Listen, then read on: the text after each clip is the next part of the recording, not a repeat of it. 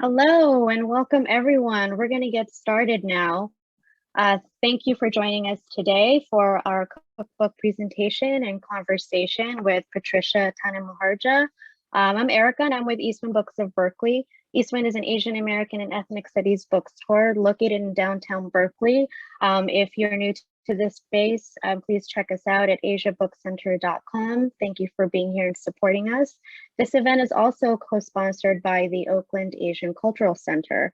I'd like to welcome Akemi Chan Imai from the OACC to share a few words. Right. Thanks so much, Erica, and thank you so much, Eastwind Books of Berkeley, for inviting the Oakland Asian Cultural Center to be a partner.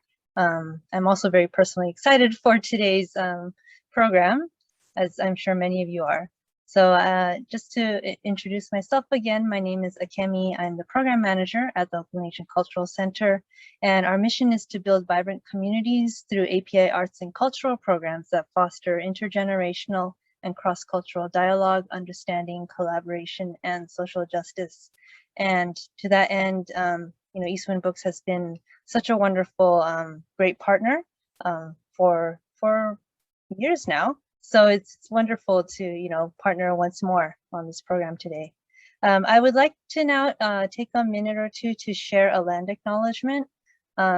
Though today's event is being presented in the virtual space, at least where OACC is, we're physically based in the San Francisco Bay Area, and we would like to acknowledge the legacy and presence of the indigenous peoples who have and continue to steward this land.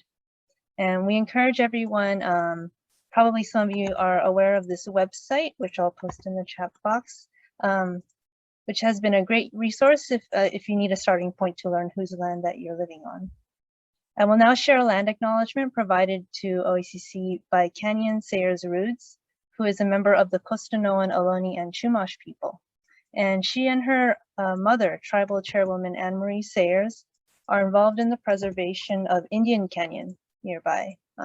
They're providing it as a space for all indigenous peoples who are in need of land for ceremony. We are in Huichin. The first language spoken on these lands is Chochenyo. We are virtually gathered on the traditional lands of those whom we know today as the Ohlone people. Ohlone territory spans from San Francisco east towards Oakland and south towards Monterey. 8 language dialects exist within this territory, and historically there are over 60 village sites. It is important that we recognize the original stewards of the territory. We pay our respect to elders, both past and present. We acknowledge that not only are we on their lands, but that they are still here and part of the community. There are 3 active community groups that have indigenous ancestry to this territory, and they are Confederated Villages of Lishan, Himaren of Ohlone, Bay Miwok and Plains Miwok, and Muwekma tribe. Thank you.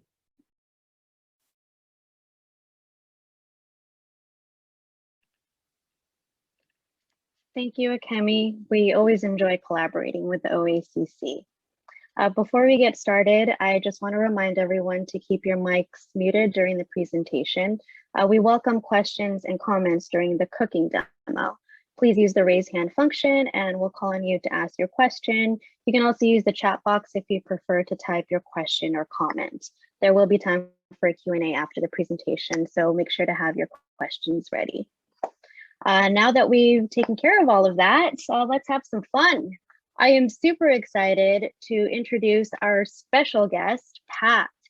Born in Indonesia and raised in Singapore, Patricia Tanumihardja has been a food and lifestyle writer for over a decade, and her bylines appear in many online and print publications.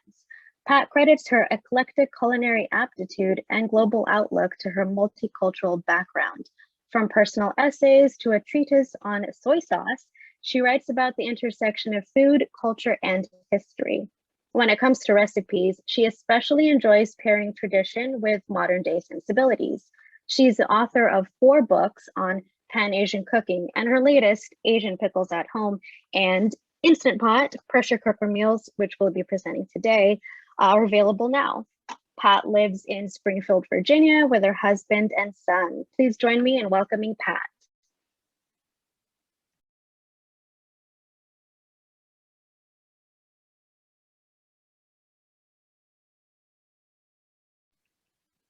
Pat, I think you're on mute.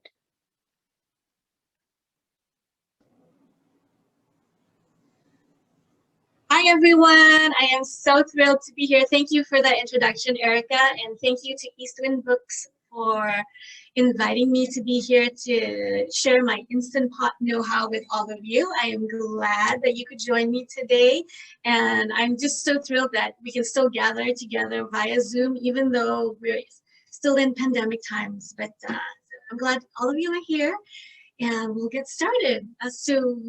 Janie, do you want to start running the slides?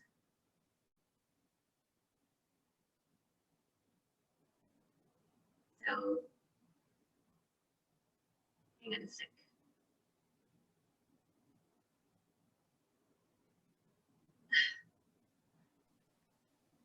Thank you all for your patience. These trying to figure our tech out. Oh, there we go. Okay, there we go. All right, so this is not my kitchen, but it's actually a photo that I found on the internet, and this has always been my greatest fear about using a pressure cooker. I don't know how many of you have seen or used the good old-fashioned pressure cooker that you put on your stovetop, and it's got this little thing on top that wiggles. And when I was a little girl, my mom used to use her pressure cooker all the time. She would make oxtail stew, she would make beans, she would cook, you know, like all the tough cuts of meat in there. And every time it would start screeching and wailing, I would just run out of the kitchen, and I was just so scared of it. And after I got married, my mom actually bought me a pressure cooker for my stovetop, and I have to admit, I never used it. It sat on my shelf for the longest time, and until I finally gave it away, I think maybe about a couple of years ago to Goodwill. I felt so guilty, but I was just not using it. And then, you know, the Instant Pot craze started, this is like maybe about 8-9 years ago, and I absolutely refused to get on the bandwagon. So, but then my publisher actually approached me to write my cookbook, and I was like, oh, okay, let me see what all this is about. And, you know, the more that I cooked with my Instant Pot, the more I loved it. And so I have called all those months of cooking and learning, and I'm sure as many of you know, learning how to cook with an Instant Pot has a pretty steep learning curve, but once you figure all the little things out, it's actually pretty easy to use. And you know, even though I cook for a living, it still took me a while to actually learn the ins and outs of using the Instant Pot. So even if you still have your Instant Pot in a box, do not worry. You just have to take it baby steps at a time, and once you get the hang of it, you'll be using it in no time. So, okay, before I get started with the cooking demo, I wanted to do a little poll. So, just 2 simple questions to ask. First one is, do you have an Instant Pot? And how often do you use it? So, I'm going to take part in this poll too.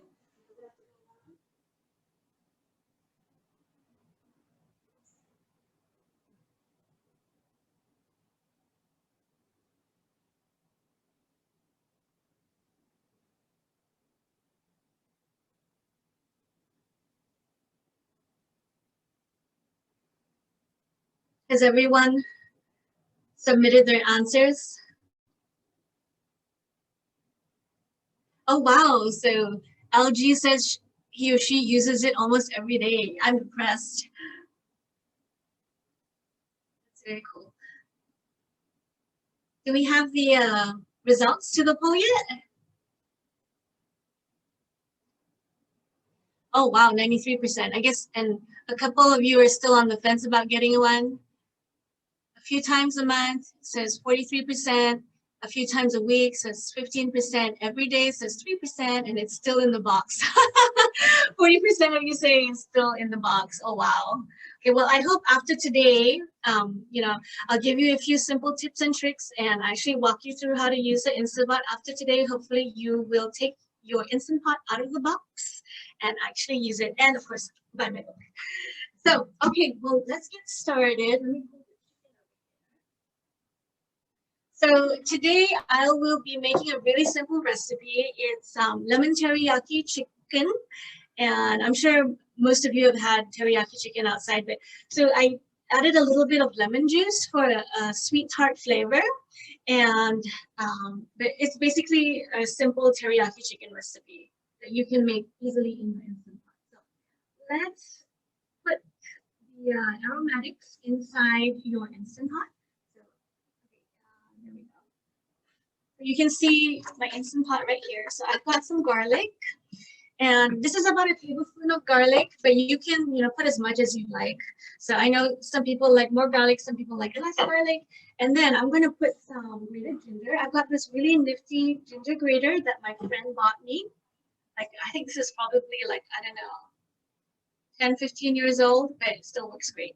So some people like to peel their ginger before they grate it, but I don't really bother, especially when you can get some really nice thin skinned ginger.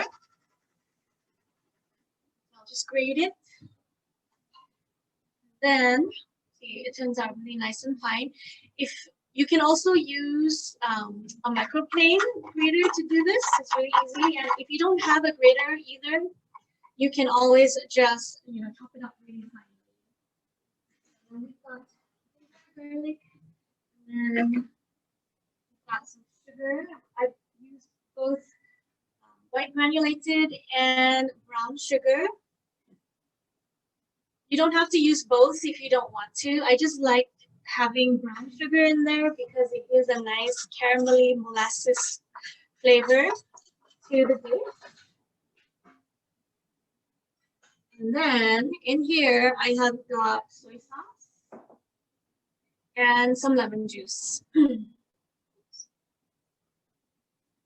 And for this recipe, I use Japanese shoyu, but you can just use whatever type of soy sauce you have at home. Chinese is fine, Thai is fine, Filipino is fine. Or if you are gluten-free, you can always use tamari. So we're just gonna stir it all up.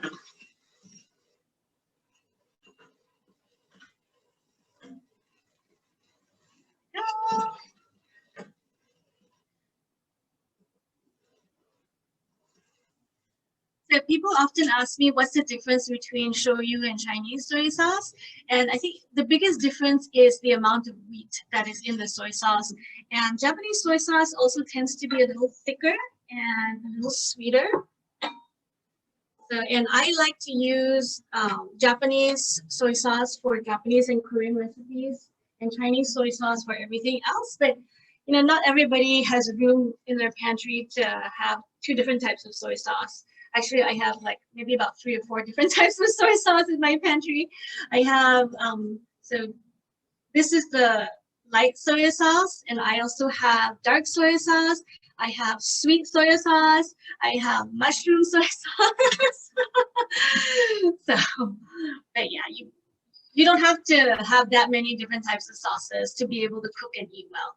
So I am putting in chicken thighs, and I've flipped them in the sauce so that they're well coated.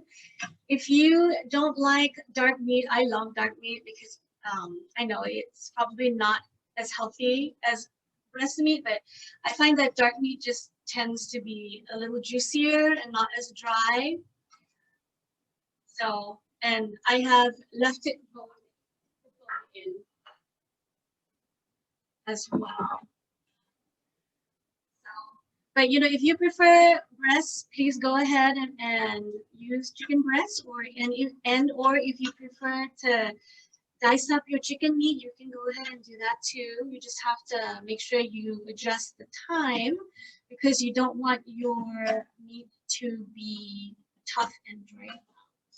But the good thing about cooking in the Instant Pot though, that hardly ever happens.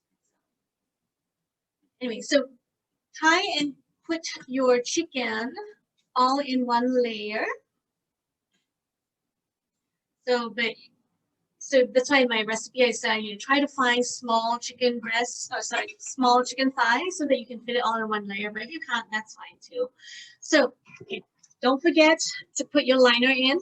to the lid of your Instant Pot. So I have an Instant Pot Ultra.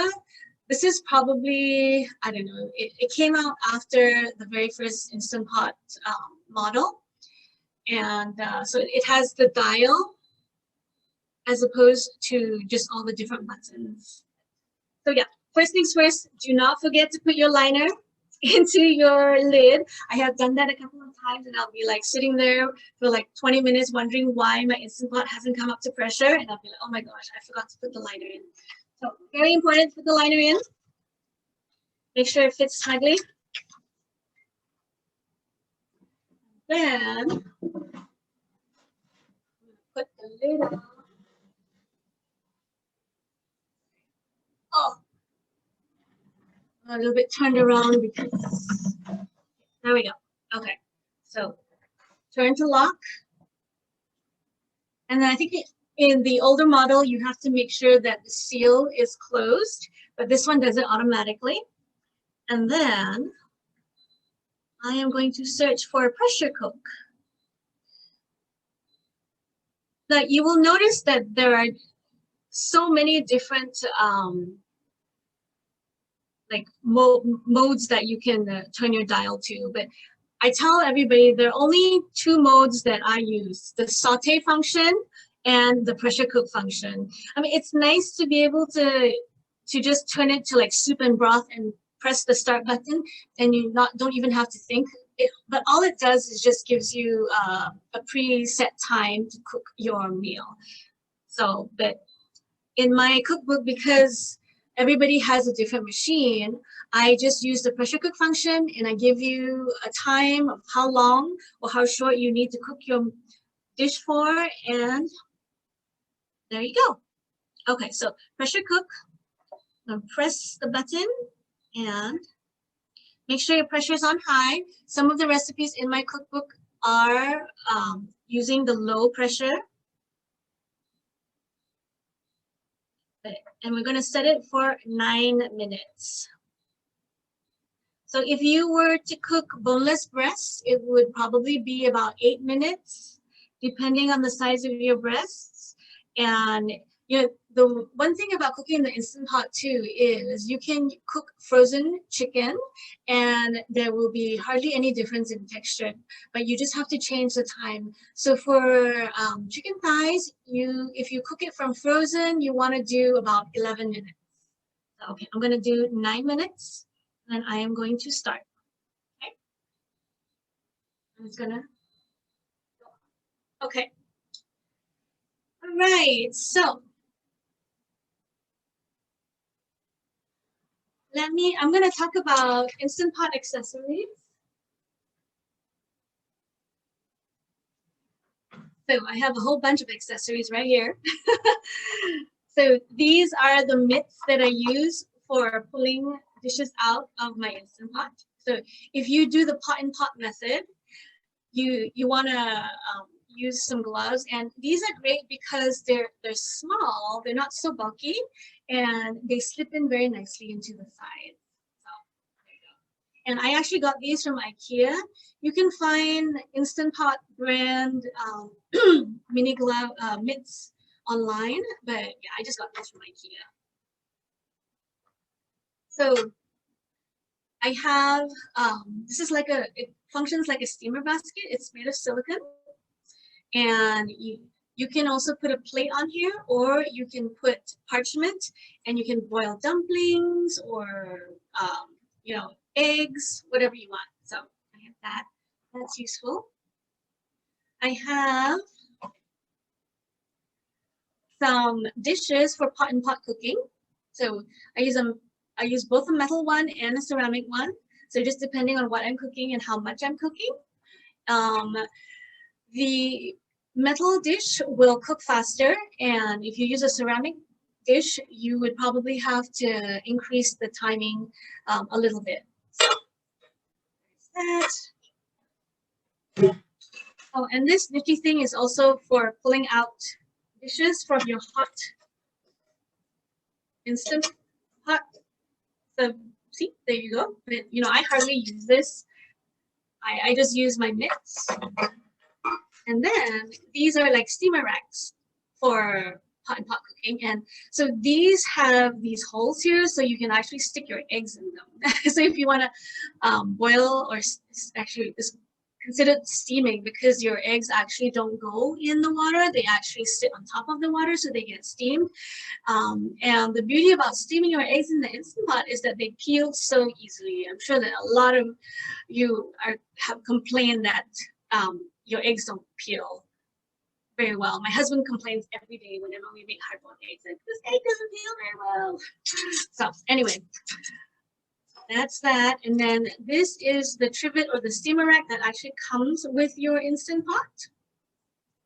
So, and you know, this works perfectly fine for all your needs. You don't really need to buy an extra one if you don't want to.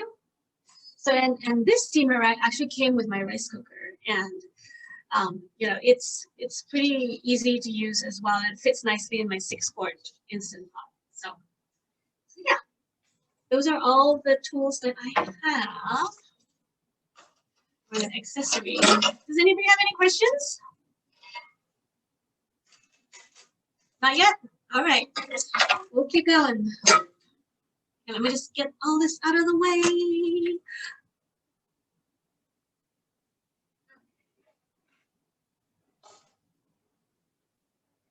Oh, you know, what I forgot to do was show you my ceramic insert. So I have 2 Instant Pot inserts. This is the regular one that came with my Instant Pot. And I also bought a ceramic insert, and that one actually cleans a little bit easier. I was hoping that it would be like totally nonstick, but it actually isn't. But it's always helpful to have 2 inserts. So yeah, no regrets buying the ceramic insert. I will, hopefully I'll remember to just show it to you. You can tell that the inside looks a little bit different. Okay.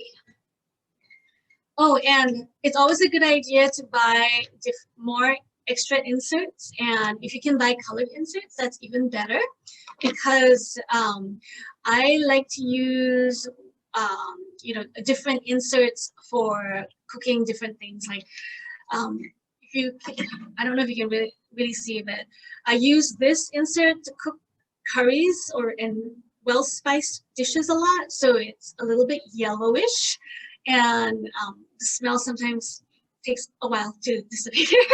So I do not want to be making a cheesecake with an insert that I just use to make curry with. So, and with different colors, you can remember, like, so this is for savory food and this is for sweet foods. So, Pat, we have a question from Eugenia. If I have a 3-quart Instant Pot, will I need to adjust the cook time for the recipes? So you don't have to adjust the cook time. You just, I guess you can just have the ingredients, and from what I've read, they say you don't have to adjust the cook time, but I would do a trial and error, because it will probably take a shorter time for your Instant Pot to come up to temperature. And then, regardless of how much food you have in your Instant Pot, it will all take the same amount of time to cook. But then if it takes a shorter time for your food to come up to pressure, and then you add the amount of time it actually cooks, you will get a shorter total time to cook the entire dish. So I would think that you'd have to increase the cook time maybe by a minute or so. But, I would start off by using the original time, and then opening your Instant Pot to see whether the food has been cooked to your liking or not. And then if it's not cooked to your liking, then you can just, put it back on and turn it on for, another minute or so. So once you've already started cooking and then you decide that you need to cook for longer, it will take a shorter time to come up to pressure because it's already hot. So it shouldn't take too much time more to actually do that. So I hope I answered your question.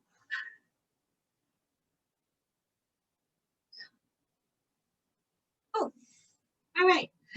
All right, so tips and tricks. So when I talk to people about cooking in the Instant Pot, I always give them a caveat. Don't expect your food to actually cook in an instant, even though it's called the Instant Pot. The food actually takes, well, it sometimes can take a shorter time to cook and sometimes it doesn't. Like a lot of dishes that, you know, are labor intensive or have to be nursed on the stove for a really long time. The dishes like my mom's beef rendang or the making chashu or ramen broth, you know, pho broth. So things like that, or oxtails. Oh my gosh, oxtails can take like up to 3 hours to stew on the stovetop. So especially for dishes that traditionally take a really long time on the stove, those are really excellent dishes to cook in the Instant Pot, because for sure, instead of taking like 3 or 4 hours to cook on the stove, it will probably take, you know, at the most an hour or so. But the good thing about cooking in an Instant Pot is that it's hands-off cooking. Like, so after you dump everything into your Instant Pot, you turn it on to the correct pressure and timing, and you can go off and, you know, go read a book, play with your dog, hang out with your kids, watch some TV. So that's what I think is the biggest benefit of using an Instant Pot to cook. So, you know, like I said, you don't try to cook everything in your Instant Pot. There's some things that are just better cooked on the stove. I'm sure, you know, some of you who cook in the Instant Pot every day might disagree with me, but and there are just some dishes that I much prefer cooking on the stovetop, you know, like stir-fry dishes for sure. I definitely prefer cooking stir-fry dishes on the stovetop, and dishes that, you know, I like to like, taste as I go along. With the Instant Pot, you can't really do that, but on the stovetop you can. So, and be sure to deglaze your pot so that you can avoid the burn warning, the dreaded burn warning. So a lot of times, you know, you have to saute your aromatics first and or brown your meat before you put in the liquid and turn your Instant Pot on. So be sure to, you know, scrape the bottom of your pot when you're deglazing. So deglazing is just a fancy word for saying, okay, pour liquid into your pot and scrape the bottom to remove all the burnt bits, okay? So the Instant Pot can save the day when you were really looking forward to having a certain dish for dinner, but you forgot to take out the frozen chicken or you forgot to soak the beans, because you can cook frozen meat and unsoaked beans in the Instant Pot without sacrificing texture. So you just have to adjust the times. You know, like I said earlier, for chicken, for frozen chicken thighs, it's going to be 11 minutes as opposed to 9 minutes if they have been thawed. And then for chicken breasts, it's 8 minutes when they are thawed and 10 minutes when they are frozen. So, and for like lentils, if you didn't soak them, it will probably take you maybe about 35 minutes to cook your dish. And if you soak them, the time greatly decreases to like 10 minutes or 15 minutes.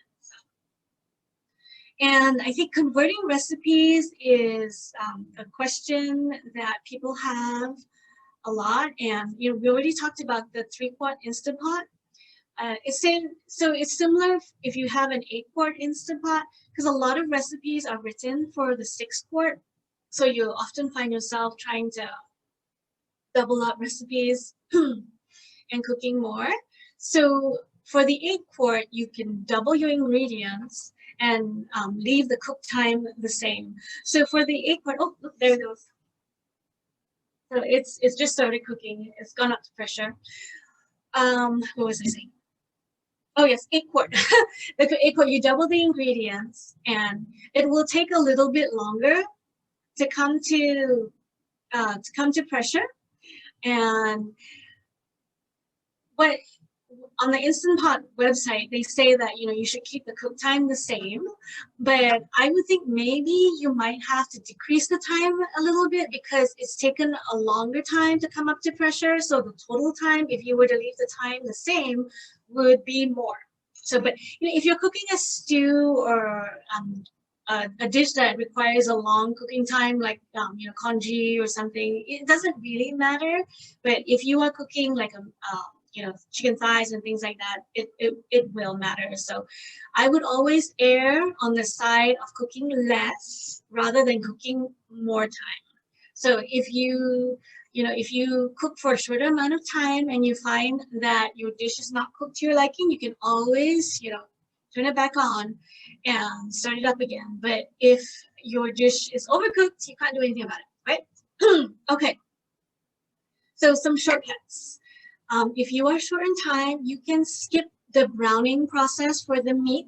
So the main reason, well, I think there are two reasons why you would brown your meat. One is to create a Maillard reaction, which is when it's a chemical reaction where the acids and the meat juices react to form a brown, flavorful coating on your meat. Now, if you were the Instant Pot, because of the high pressure and the high temperatures, already extract a lot of flavor from your meat when you're cooking. So the browning process is not 100%, you know, necessary. But another reason why I like to brown my meat, especially you know, if I'm using chicken with the skin on, is to keep the meat intact so it doesn't fall apart.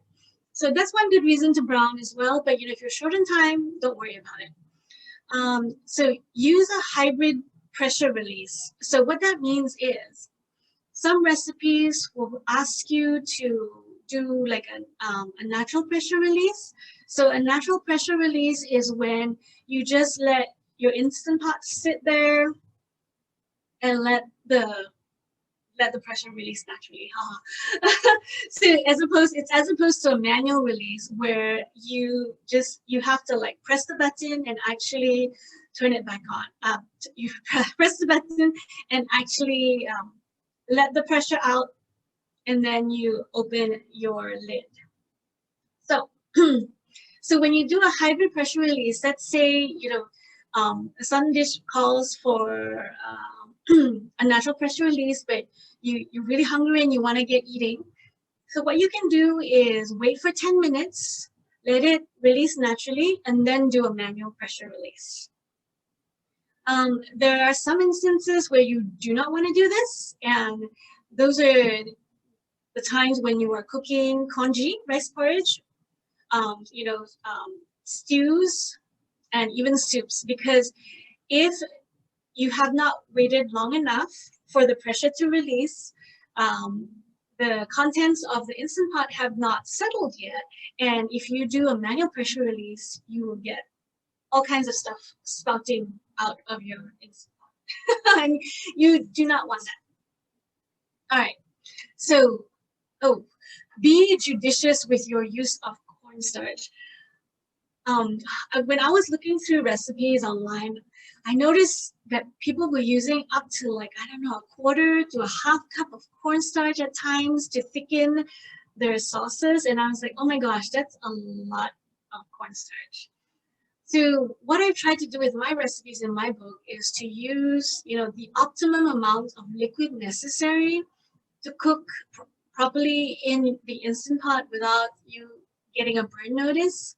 And what that does is that, you know, at the end of the cooking time, you will have just the right amount of sauce. So I would say for the 6 quart, I would not put any less than, I don't know, about half cup of liquids in there when you're cooking meats and vegetables, because meats and vegetables have liquid in them too, so they will release all these liquids when you're cooking in the Instant Pot. But when you're cooking, you know, things like rice or pasta, those grains will absorb water. So you should definitely follow the recipes that you find that have been tested. So, what was I saying? Okay, all right. So, and when you're putting in the cornstarch at the end, I would just put a little at a time, and just to see, just until the sauce thickens to your liking, because if it's still not thick enough for your liking, you can always add more cornstarch slurry. But if you were to put too much, then you've just got like one big blocky mess. So you do not want that. Another way is to reduce your sauce. So take out your meat that's in the Instant Pot, and then just turn it to saute function, and then just reduce the sauce. So now 0 minutes. I actually got a lot of people emailing me and telling me that my recipe was wrong because I put down 0 minutes. Well, and it's not wrong. It's actually, yes, the time is 0 minutes. So as I mentioned earlier, when your Instant Pot is coming up to pressure, your dish is already cooking. So even though it's pressurizing and the start time has not started yet, the cook time has not started yet, your food is already cooking. Same thing when it's depressurizing, your food is still cooking. So when I say 0 minutes, it just means, once it gets to the optimum pressure, it will start depressuring. So yeah, there's no cook time at all. And this is great for poaching chicken. So I have a Hainanese chicken recipe inside my cookbook that cooks a whole chicken for 0 minutes. It takes, I think, about, 30 to 40 minutes for the Instant Pot to come to pressure, and then it will start depressurizing. But it yields chicken that is so velvety, soft, and tender. So 0 minutes is also great for steaming fish or making egg custards like, chawan mushi. So yeah, and then I want to talk about a drop lid. So, or what is an otoshibuta in Japanese. So this is a great device. I actually got this online, and I love this thing. But you can use a silicone lid as well, or you can make your own drop lid using parchment paper or aluminum foil. I have instructions in my cookbook, and you can also Google it and you'll find it online. All you need is just a circle, and then you cut a hole out of the middle. And using a drop lid in the Instant Pot is great. I use it for my pad thai recipe, and so what a droplet does is that it allows you to cook with a limited amount of liquid, but because the water just keeps circulating beneath the drop lid, it will flavor all your ingredients, and it will make sure that your food also cooks evenly. So, and all the ingredients are held in place so that they don't juggle all over the place and break apart. Oh, okay. So now the Instant Pot has finished cooking, and we are going to wait. Let's see. Okay, we're going to let the pressure release naturally for 5 minutes before we do a manual release. Does anybody have any questions? Oh my gosh, I've been talking nonstop.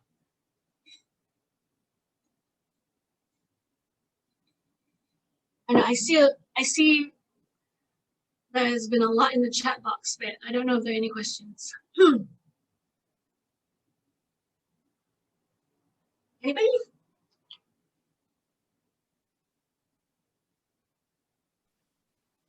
We have Yes, a question from Jonathan. Oh, go ahead, Pat. Oh no, I just saw his question, but yeah, why don't you read it out for everybody? Okay. So from Jonathan, the drop lid goes between the Instant Pot lid and the pot with food in it. Yes, so you just put the drop lid right on the food, right on top of the food, so it touches. From Ella, ceramic versus stainless cooking insert. So I use both, and with the ceramic insert, it just takes a longer time for your food to get cooked, but you can use either one. Just make sure that it's heat proof. So that's the only thing.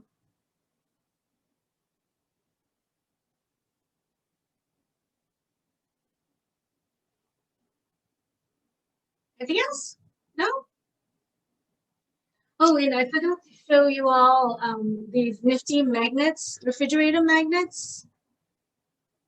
So I don't know if you can see them, but these are great because it's like you can see all the cook times on there.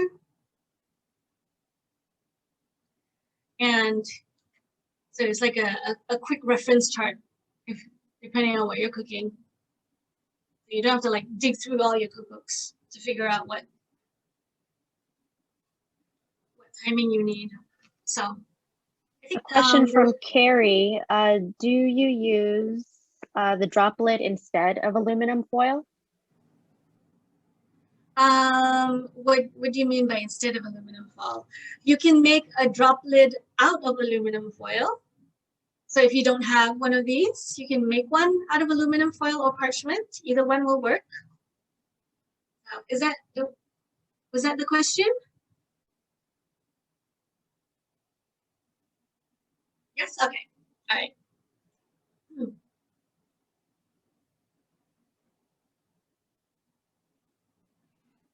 Anyway, so we've got another 2 minutes before we're gonna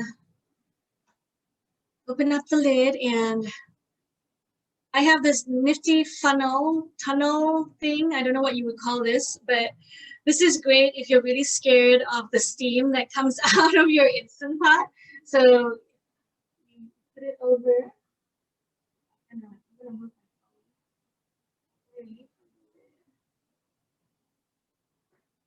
Yeah, you put this thing on your valve, and I won't do it right now because it's already starting to release steam. But this is great when you know, you want to direct the steam away from yourself or your cupboards. So I usually put my Instant Pot underneath my my cooker hood, and I will turn on the hood when I release the steam, so that all the steam just automatically gets sucked up. And so yeah. Otherwise, yeah, you definitely do not want to ruin your cabinets. And so what are some of the recipes that everybody likes to make in their Instant Pot? What are some favorites that people have? Anybody want to share some of their favorite recipes? Carnitas, yes, I love carnitas. Pho, jambalaya, congee. Oh my gosh, yes. You know, making congee in the Instant Pot is such a game changer because I love not having to like stir.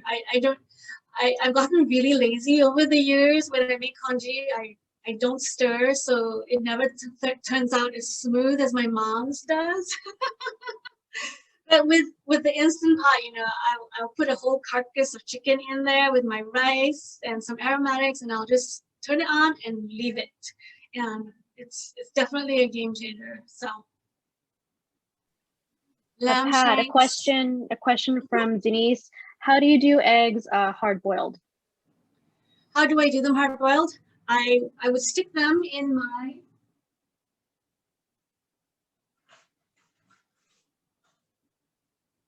So you can stand them up on these, or you can just lay them down.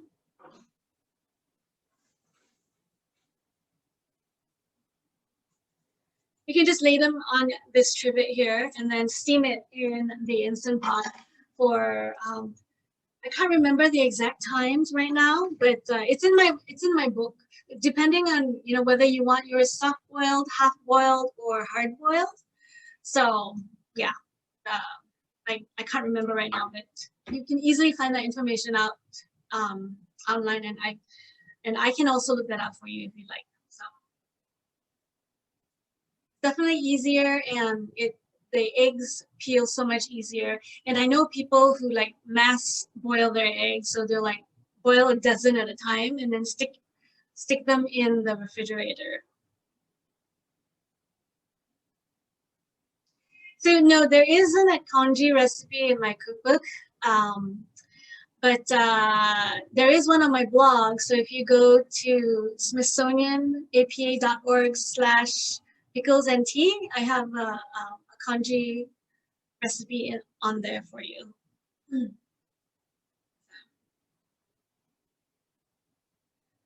All right, I think we can open this guy up. So I am going to put on. Oh no! I don't know if you can see it.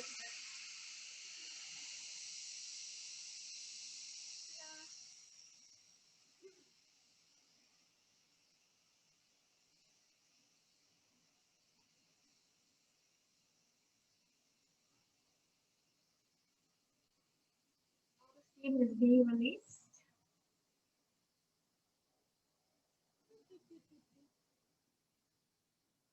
Now, I have a friend who was really afraid of the steam coming out. So what she would do, she'd tell me, was like, you know, she'd like take a wooden spoon and she'd be like, she'd like press the button and then she'd be like pushing all the steam away from her. So That's exactly what I do, Pat. Like that's exactly what I do. The wooden spoon and everything. I have to get one of those kettle things. oh, so another trick for getting your Instant Pot to go down in pressure quickly is to grab a damp cloth and then just drape it over your Instant Pot. So, I mean, it might shave you off like, I don't know, 5 minutes or so, you know, if you had a really long natural pressure release, but yeah, you can definitely try that method too. So let's put this off.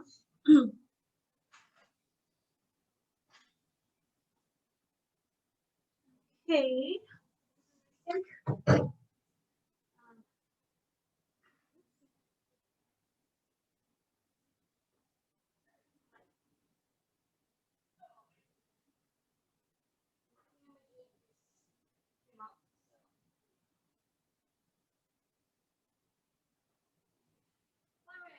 Oh, there we go. Nicely browned. I am going to pull the meat out.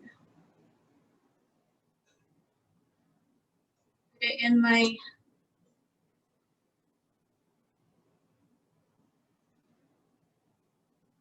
dish here.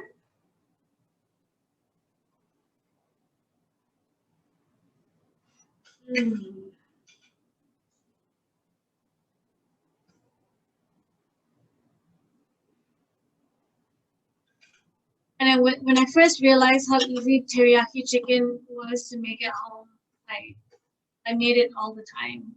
Like one of my favorite dishes in college, teriyaki chicken, and it's so easy. Okay, so now I'm gonna turn it off, and I'm gonna turn it to saute,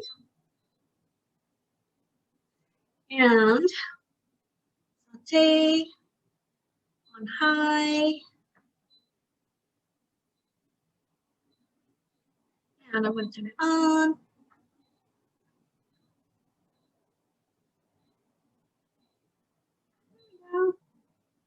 Yes, yes.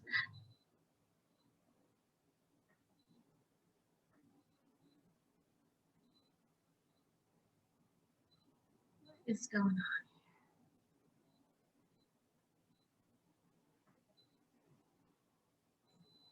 Okay. Now we're gonna saute the carrots. So I have carrots sliced very thinly. You can use any vegetable you like, and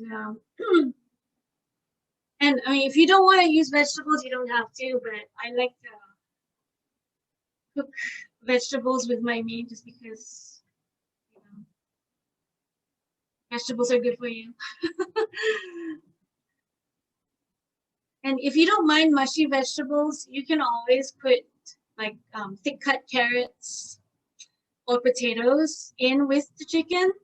So that's the only thing about the Instant Pot though. Your vegetables get mushy really quickly if you don't pay attention to the time. That's why I always prefer to add my vegetables at the end, so that I can control how much time it takes to cook them. Or another option is to just microwave your vegetables and then add them to the meat at the end. That will save you time as well. So yeah, you want to cook the veggies for about, I don't know, 3 or 4 minutes, just depending on how you like your carrots. I like them crisp tender, so we'll see how long it takes. Probably about 3 or 4 minutes. Other quick cooking vegetable options are like green peas. They take like no time at all to cook. So corn, I would even add some cherry tomatoes in there if I had some. Green beans, asparagus. Yeah. So anybody have any questions?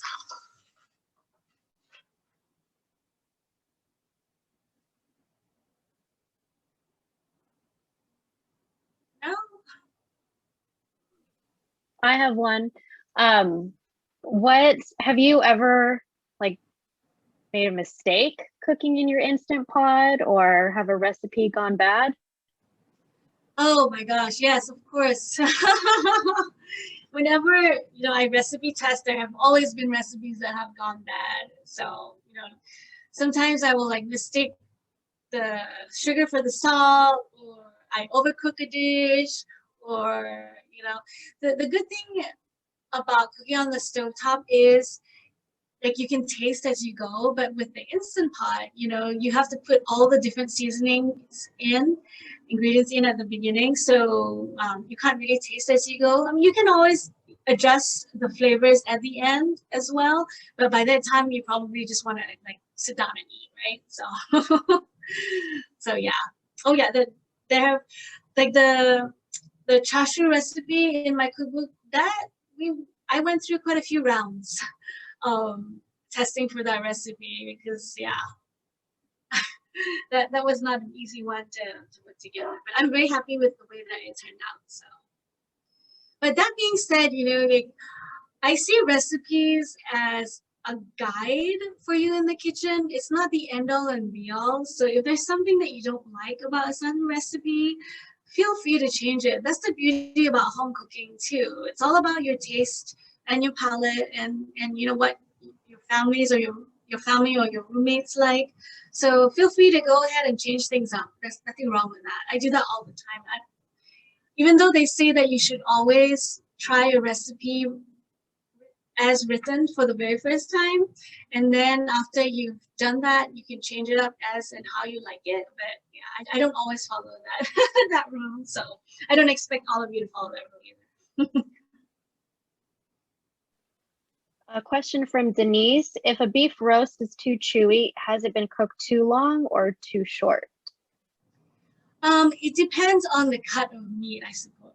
I think so. I think if you haven't cooked it long enough, it can be chewy too. But and if you have cooked it way too long, it would have dried out and can be chewy. So I have to be, I can't. I have to be honest, and I really wouldn't know how to save an overdone piece of beef roast. So, we don't tend to cook beef roasts in Asian cooking. So, I don't cook that at home. I mean, does anybody have any suggestions? Yeah, cooking is more of a community effort. So I'm sure somebody out there might have some advice for Denise. Anyone?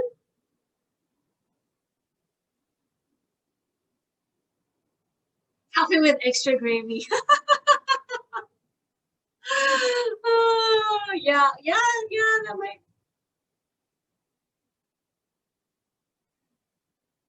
that might be or maybe you can like just cut it up into chunks and stew it, and hope that it tenderizes a little bit more as it stews in a liquid. Okay, I think I'm going to turn this off right now. And I'm just going to dump my snow peas in there.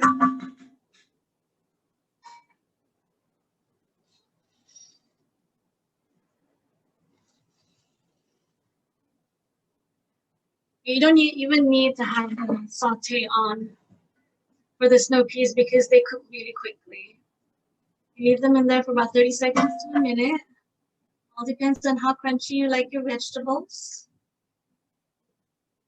Oopsie. Getting in the way.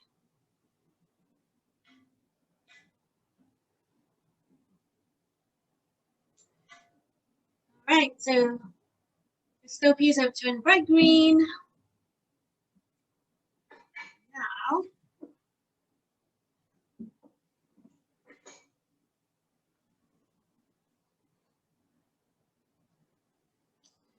just in time.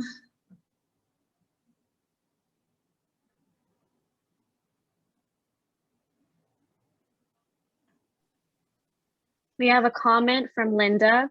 Your adaptation of Taiwanese beef noodle soup recipe in this cookbook is fantastic, and you do a great cooking demo. Thank you so much. So that Taiwanese beef noodle recipe actually came from my friend Linda Xu, and she actually just had released a cookbook as well called Spicebox Kitchen. So her parents are from Taiwan, and that was like one of her favorite recipes growing up.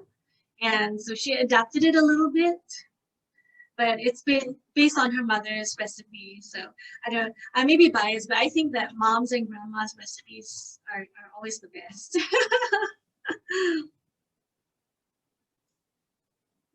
Right. But I will let her know that you enjoy her recipe. Yeah, that's a great dish to cook in the Instant Pot as well.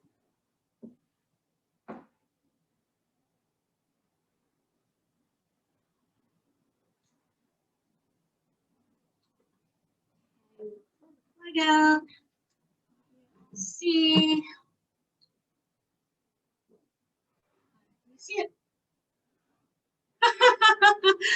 I'm like, ta-da! Okay, there we go. There it is. Yay!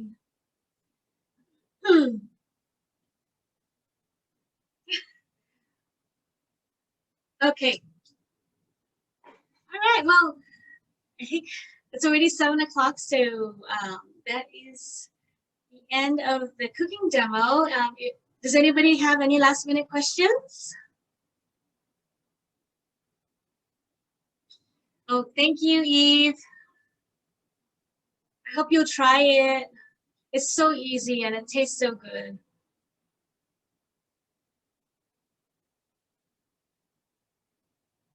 Thank you, Jean.